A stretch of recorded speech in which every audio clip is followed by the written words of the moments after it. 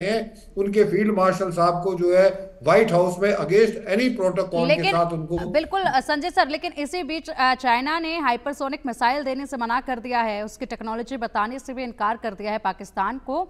ये एक पाकिस्तान को करारा झटका लगा है, क्योंकि चीन के बलबूते ही गीदड़ भभकियां देता रहा है, और ऐसे में इस मिसाइल की उम्मीद लगाए पाकिस्तान बैठा था, जिससे पाकिस्तान को चाइना ने साफ इनकार कर दिया है।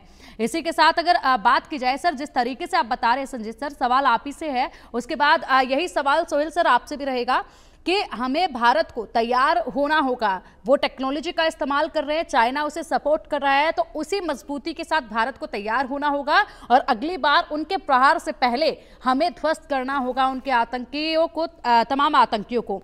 अगर इसके साथ देखा जाए संजीत सर, तो भारत को अब हिट एंड होल्ड पॉलिसी अपनानी चाहिए बजाय कि हिट एंड बैक के।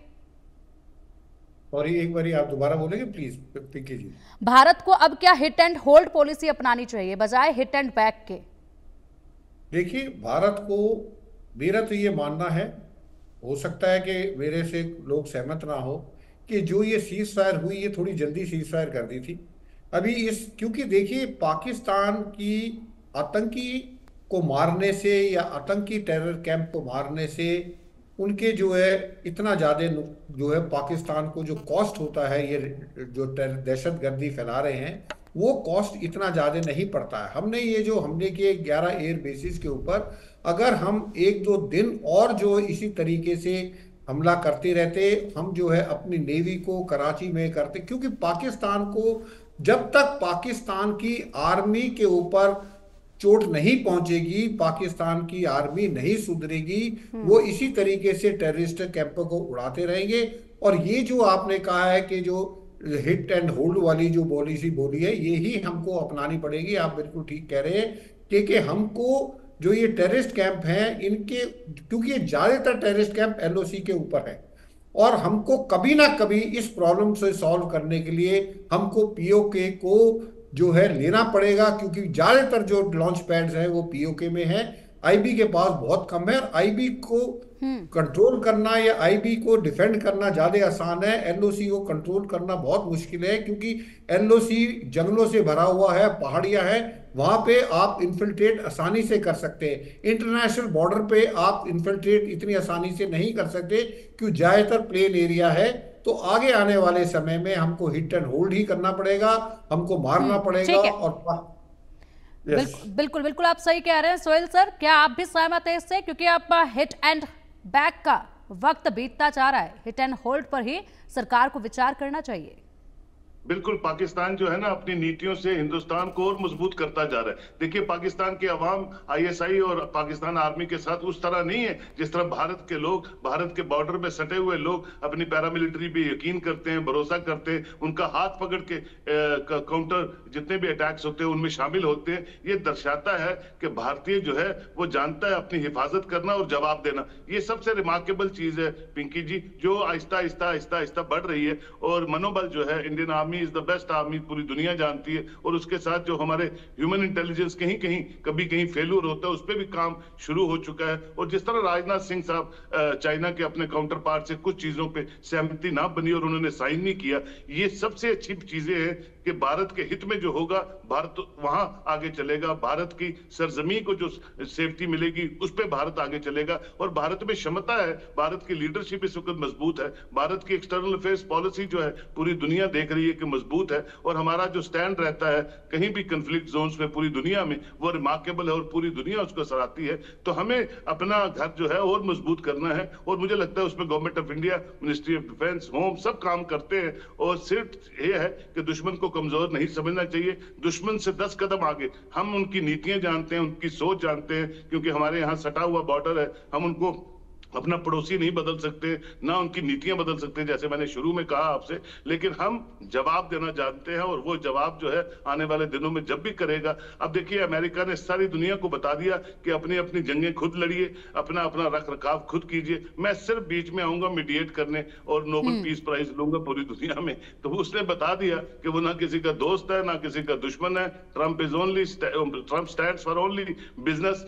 Trump stands for only development of America, nothing else. तो ये सब चीजों पे अब भारत जो है और अच्छी तरह मजबूती से काम कर रहा है और आगे बढ़ रहा है। और सबसे बड़ी बात है कि लोगों का समर्थन जो है वो पूरी सरकार के साथ है, और लोग भी इस मुसीबत से निजात पाने के लिए उनके साथ खड़े रहते हैं, रात हो दिन हो। और बॉर्डर्स हमारे जो है, खासकर जो LOC पे है या IB पे है, दोनों तरफ से हमारे लोगों का पूरा ताउन है अपनी फौज के साथ, अपनी सरकारों के साथ, अपनी लोकल एडमिनिस्ट्रेशंस के साथ, जो दर्शाता है कि हम किसी भी मुसीबत के लिए अब जो है पीछे नहीं हटेंगे। और ये जो आप कह रही हैं कि अब वो बैकआउट नहीं होगा, जब भी कुछ होगा तो वन फॉर ऑल होगा और वो फुल एंड फाइनल होगा।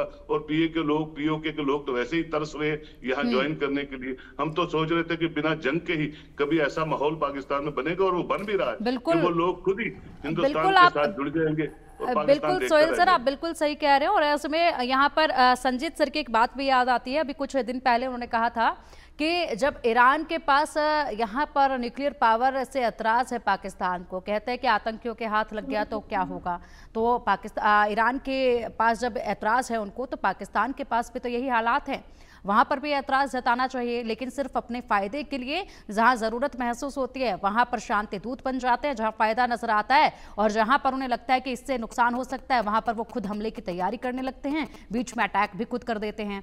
तो पूरी तरीके से अपने मतलब के लिए सिर्फ डोनाल्ड ट्रंप जो है वो कभी शांति दूत के रूप में अवतार ले लेते हैं, तो कभी वहाँ पर हमलावर के रूप में अवतार ले लेते हैं। उनके भरोसे या उनकी विचारधारा के भरोसे बैठना बिल्कुल भी ठीक नहीं है कि वो आकर बीच में कुछ करेंगे। भारत को अब यहाँ पर कड़ी रणनीति अपनानी होगी। संजीत सर, अगर बात की जाए तो ये कब तक चलता रहेगा कि भारत सिर्फ अपनी रक्षा करेगा? क्योंकि मुझे नहीं लगता कि अब वो वक्त रह गया है कि सिर्फ अपनी रक्षा के लिए भारत को हथियार उठाने चाहिए। मुझे लगता है कि अब भारत को जो है प्रोएक्टिव मिलिट्री डॉक्ट्राइन की जरूरत महसूस होती है, जिस तरीके से लगातार गतिविधियां पाकिस्तान में अब भी बढ़ रही हैं।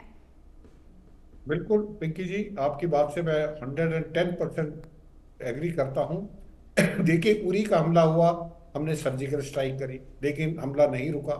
उसके बाद जो है बालाकोट का जो है स्ट्राइक हुई, वो जो है उन्होंने हमला किया पुलवामा में, बालाकोट हुआ, अब उन्होंने पहलगांव किया।